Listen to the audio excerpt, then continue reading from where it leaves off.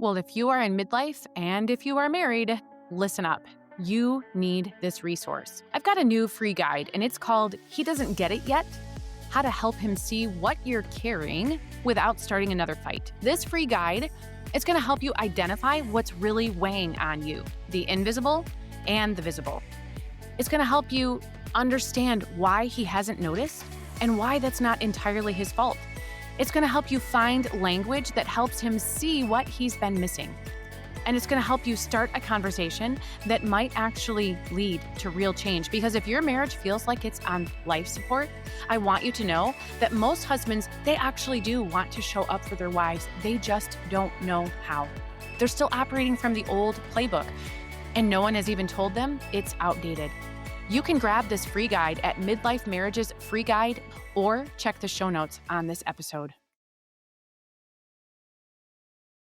Can we talk about the thing you've been thinking but haven't said out loud?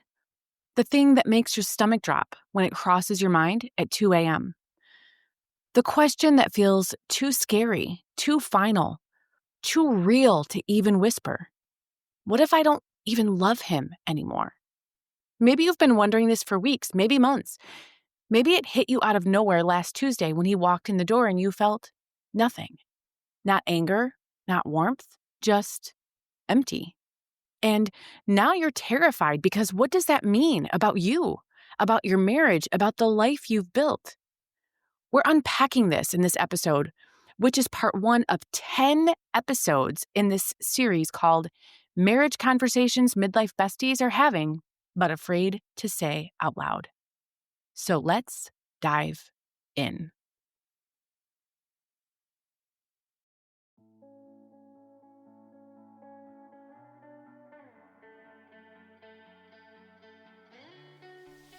Well, hey there, my name is Jennifer Roskamp, and I am a certified life coach and homeschool mom of 9 who is passionate about helping women just like you embrace the here and now while also being focused on creating the life you actually want. As a midlife mom in her 40s, about to be a mom in my 50s, I've realized that it's so easy to lose yourself in caring for your family, your home, and all the things. Until one day you realize you're not even sure who you are anymore or what you even want in life. So on this podcast, we're going to work on managing yourself well so that you can manage all of the other things and people well too. So let's dive into what it means to manage your home, your time, your family, and yourself well. This is the Intentional Midlife Mom Podcast.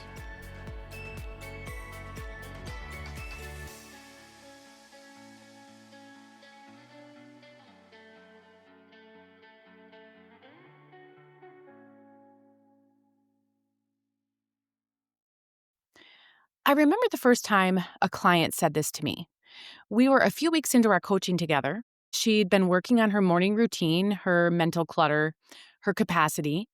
And then one day, out of nowhere, she said, "Jennifer, I don't know if I even love my husband anymore. And I'm scared to death that this is who I am now." Her voice cracked. She was waiting for me to tell her she was wrong or broken or that she needed marriage counseling immediately. But here's what I told her instead. You didn't fall out of love. You fell under the weight of everything that changed while he stayed exactly the same. And that's really what I want you to know before we go any further. This feeling, this wondering, this terrifying question that's been haunting you, it's not a sign that your marriage is over. It's a sign that someone needs to shift. Something needs to shift, and fast. This is episode 1 of a new series I'm calling Marriage Conversations Midlife Besties Are Having, but Afraid to Say Out Loud. And if you're here, you're not alone, not even close. Well, hey, I'm Jennifer Roskamp, and this is the Intentional Midlife Mom Podcast. Welcome today. So maybe you're coming back to this episode, or maybe this is your first time here. Welcome. I'm so glad you're here. This episode is going to be different from what we usually do. We're not talking about morning routines or how to declutter your kitchen. We're talking about the thing that's keeping you up at night, the relationship you're not sure you recognize anymore. And by the end of this conversation today, here's what I want you to walk away with. Understanding of what this feeling is really about. Permission to stop shaming yourself for wondering. And clarity, not confusion, about what comes next. Because wondering if you still love your husband, it isn't a crisis. It's actually a checkpoint. And we're going to say the quiet parts out loud. So let's go. Well, I need you to hear this first. You're not the only one asking this question, not by a long shot. Pretty much every one of my clients at some point in our work together, if they're married, they have admitted some version of this. And sometimes it sounds like, I don't know if I'm in love with him anymore. Or I look at him and I just feel numb. Or I don't think I even like him right now. Or I'm not sure we're compatible anymore. Or I wonder if I'd be happier alone. And when they say that, their voice always gets quiet. They're shaky and they're ashamed because they think they're the only one. They think they're cold. They think they're ungrateful. They think they're broken. They look around at other couples, the ones posting anniversary pictures on social media, the ones who still hold hands at church, and they think, what's wrong with me? Why can't I just be happy with what I have? But here's the truth. These women are thinking this not because they don't love their husbands, it's because they no longer recognize themselves. Think about it. When you don't know who you are anymore, when your body has betrayed you, your energy is gone, and your bandwidth is maxed out, how are you supposed to know what you feel about anything? When you look in the mirror and you don't recognize the woman staring back at you, when you've spent so many years being everything for everyone that you've completely lost track of what you actually want or need, when you're running on empty and no one, not even the person sleeping next to you, seems to notice. How are you supposed to access love, connection, desire? You can't. You're buried. You're not broken, you're buried. You're buried under the invisible load that you've been carrying for years. This is the mental and emotional labor that no one sees, but you feel every single day. Then you've got the hormonal chaos your body is going through. There's the weight gain, the insomnia, the mood swings. These things make you feel like you're losing your mind. Then we've got the weight of teenagers with real problems. Maybe it's aging parents who need you, a job that demands more, a home that never stays clean. Then there's the exhaustion of being the family calendar, the emotional thermostat, the conflict mediator, the problem solver, the one who remembers everything, and the loneliness of carrying all of this while everyone around you just keeps living their lives like nothing has changed. This is part of your reality. And in the middle of all of these things, you look at your husband, the man you chose, the man you built a life with, and you feel disconnected. Not because you're cold, not because you're ungrateful, but because you're burned out and unseen. There's a difference between falling out of love and being too exhausted to feel anything. There's a difference between not loving someone and not having the emotional bandwidth to access that love because you're drowning. And here's what I've learned after years of coaching midlife women. The love didn't leave. It just got buried underneath everything else. Your capacity to connect, to feel warmth, to experience desire, all of that requires emotional space. And right now, you don't have any. Every ounce of energy you have is going towards survival, towards keeping everything from falling apart, towards holding it all together. So when you look at your husband and feel nothing, that's not the end of your marriage. That's your nervous system telling you it's at capacity. Well, if you are in midlife and if you are married, listen up. You need this resource. I've got a new free guide, and it's called He Doesn't Get It Yet: How to Help Him See What You're Carrying Without Starting Another Fight. This free guide is going to help you identify what's really weighing on you, the invisible and the visible. It's going to help you understand why he hasn't noticed and why that's not entirely his fault. It's going to help you find language that helps him see what he's been missing. And it's going to help you start a conversation that might actually lead to real change. Because if your marriage feels like it's on life support, I want you to know that most husbands, they actually do want to show up for their wives. They just don't know how. They're still operating from the old playbook, and no one has even told them it's outdated. You can grab this free guide at Midlife Marriages Free Guide or check the show notes on this episode. Let me tell you what has probably happened. 10 years ago, maybe even 5, the imbalance in your marriage, it didn't feel as heavy. The kids were smaller, the demands were different. You still had margin. You still had the illusion of control. And your body, well, for the most part, your body was likely still cooperating. You could push through exhaustion. You could bounce back from sleepless nights. You could handle stress without completely unraveling. If your husband forgot to do something, you could just do it yourself. If he missed the emotional subtext of a conversation with your teenager, you could step in and smooth it over. You were the shock absorber. And honestly, that worked. For a while, maybe for a good long while, but now your body's changing in ways you didn't expect and cannot control. Weight that won't budge no matter what you do. Insomnia that leaves you staring at the ceiling at 3 a.m., mind racing. Emotions that swing from numb to rage in the span of a commercial break. Hot flashes that make you want to crawl out of your own skin. Brain fog that has you forgetting your words mid-sentence. Exhaustion so deep you could cry just thinking about everything on your to-do list. And the kids, they're not little anymore. They're not asking for snacks and Band-Aids.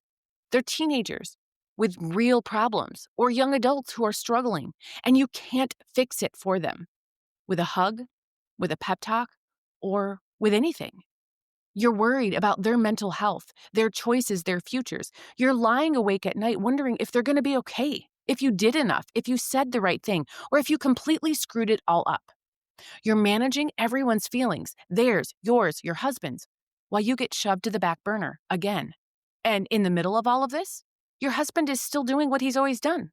And he thinks that should be enough. He's mowing the lawn. He's picking up dinner when you're too tired to cook.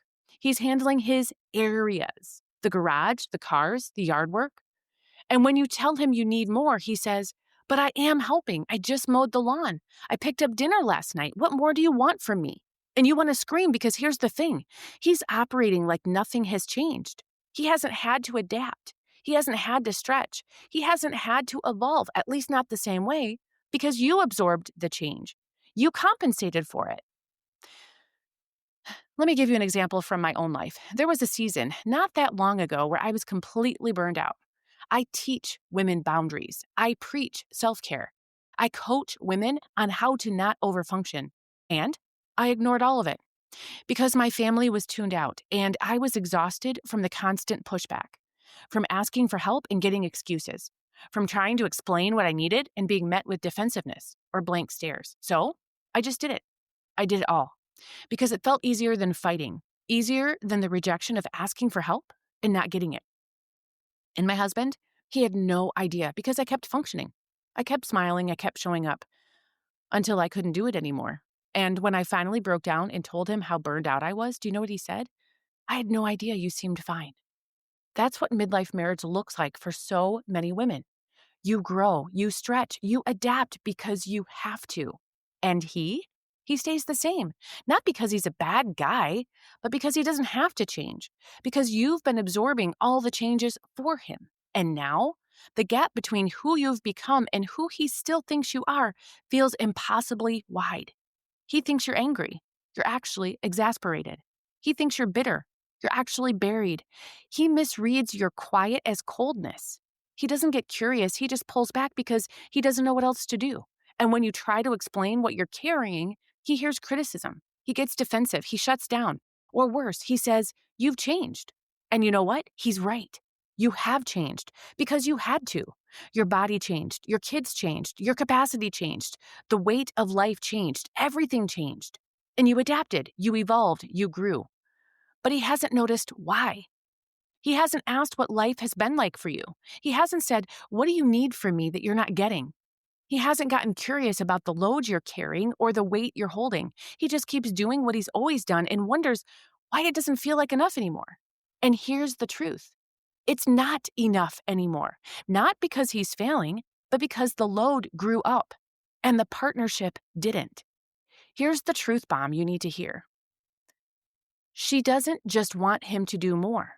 If you are a man listening to this, no, she doesn't just want you to do more. You want him to notice more and then do things that actually lighten the load you're carrying now. We don't want the flowers. We don't want the token gestures. not the surface level I grabbed dinner efforts. But we women, we need real, relevant stuff. The conversation with a struggling teen, the one that requires listening, empathy, and follow through. The emotional labor of planning, anticipating, and problem solving before the crisis hits. The things that you don't even have to ask for because he was paying attention and saw the need. You don't want him to perform partnership, you want him to practice it. With eyes open, sleeves rolled up, and a willingness to carry his share of what's real, not just what's easy. And so here's what I need you to understand. The problem isn't that you don't love him. The problem is that you can't keep pretending it's working when you're the only one working. This really is the midlife marriage truth that nobody talks about. You can love someone deeply and still be drowning in resentment. You can be committed to your marriage and still be furious that you're carrying it alone. You can want this to work and still wonder if it's worth the cost to your own well being.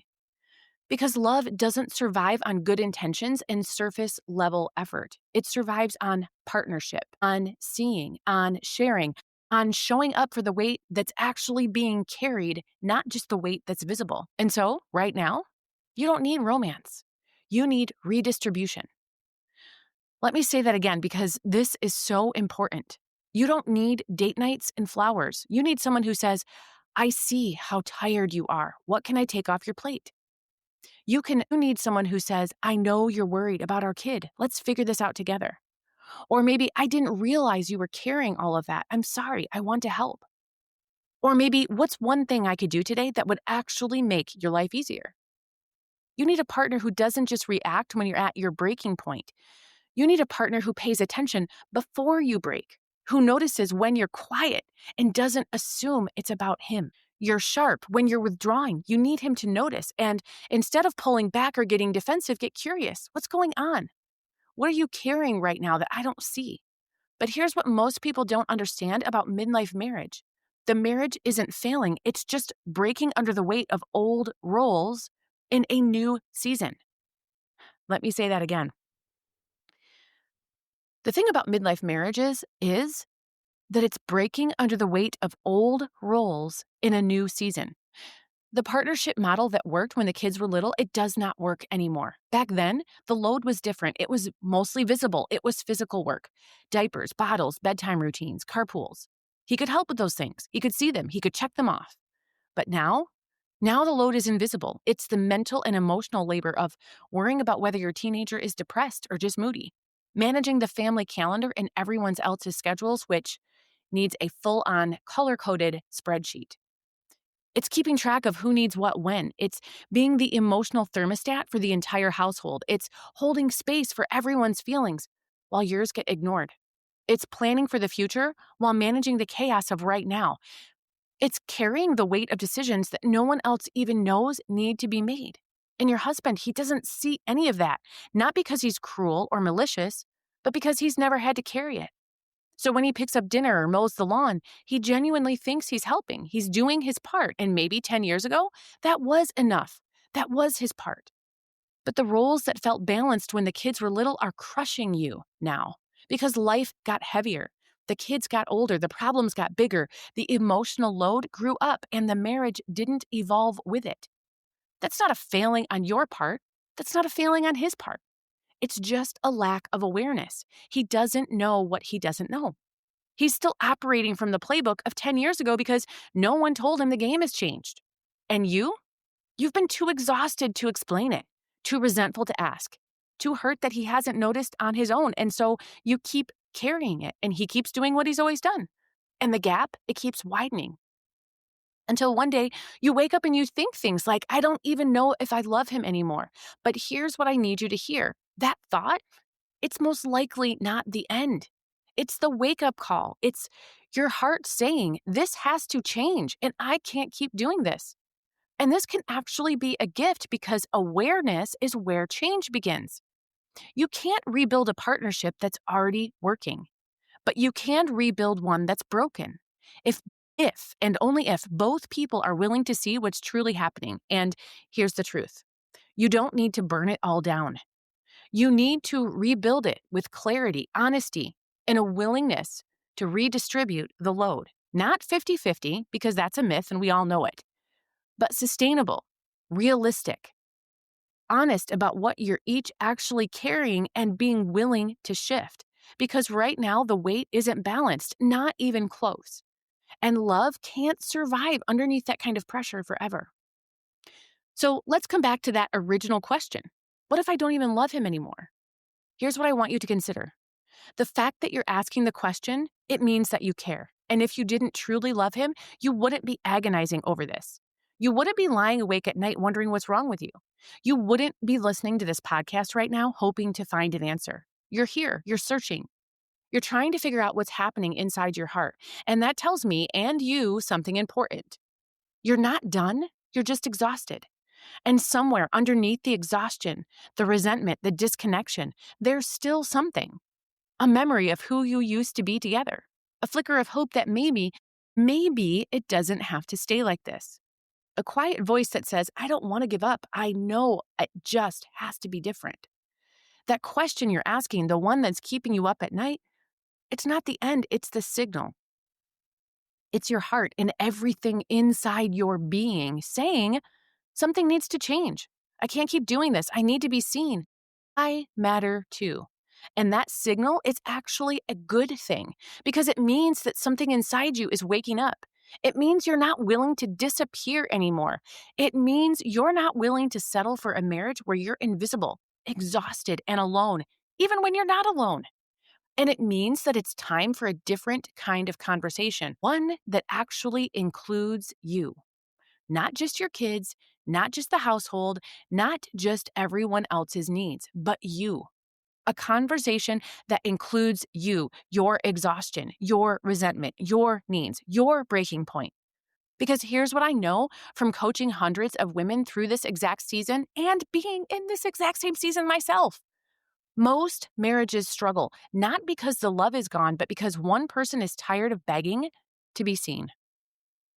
Women try everything, hinting, helping him understand, direct asks, silence, screaming, breaking down, and when none of it works, they start to believe if he wanted to see me, he would. If he cared, he'd be curious. If this mattered to him, he'd try. And that realization that he's capable of change, but just isn't choosing it, that's what breaks a woman's heart. It's not the load. It's not the exhaustion. It's the feeling of being invisible to the person who's supposed to see you most. But here's the thing.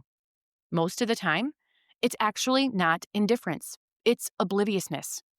He genuinely doesn't see what you're carrying because he's never had to carry it. He genuinely doesn't understand why you're so upset about the little things because he has the bandwidth to absorb little things. He genuinely thinks everything is fine because you keep functioning. And that's the trap. The more you hold it all together, the less urgency he feels to change. So what do? You stop holding it together.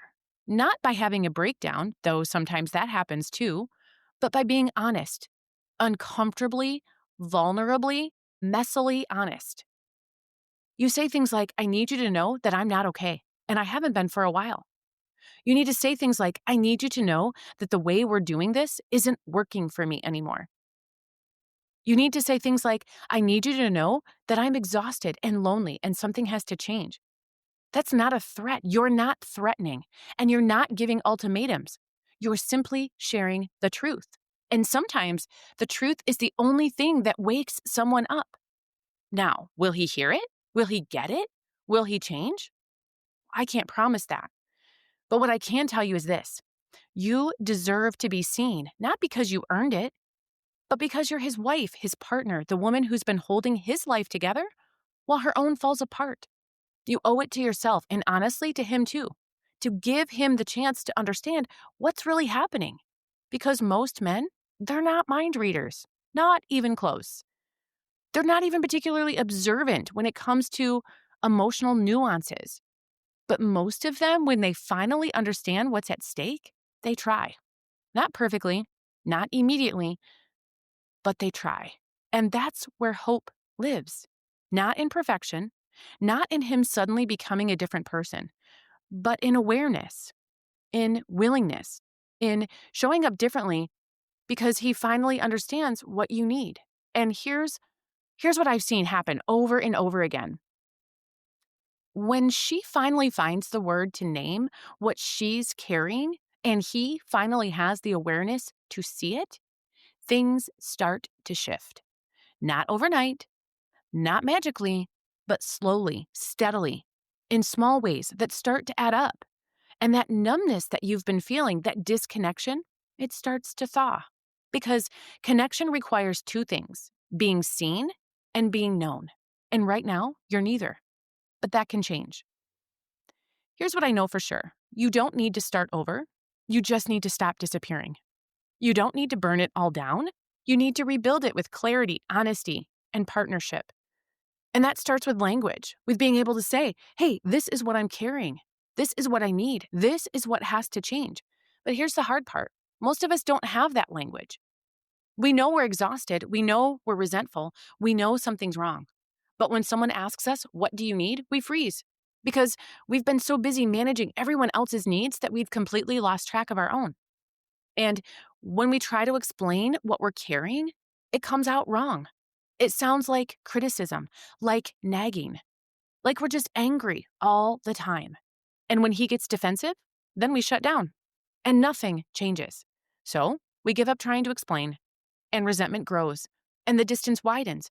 And then one day we wake up wondering if we even love him anymore. This is why I am starting to create resources for you and for you to share with your husband.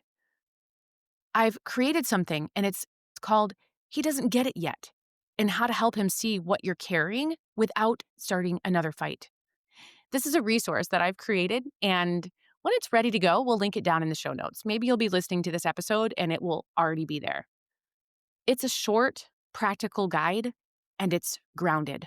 And it's going to help you identify what you're actually carrying, the visible and the invisible load. It's going to help you understand why he hasn't noticed, and it's not what you think. It's going to help you find language that helps him see what he's been missing, and it's going to help you start a conversation that might actually lead to reconnection. Because here's what I believe: most marriages can heal when both people finally understand what's happening. And right now, he does not understand. Not because he doesn't care, but because he doesn't see.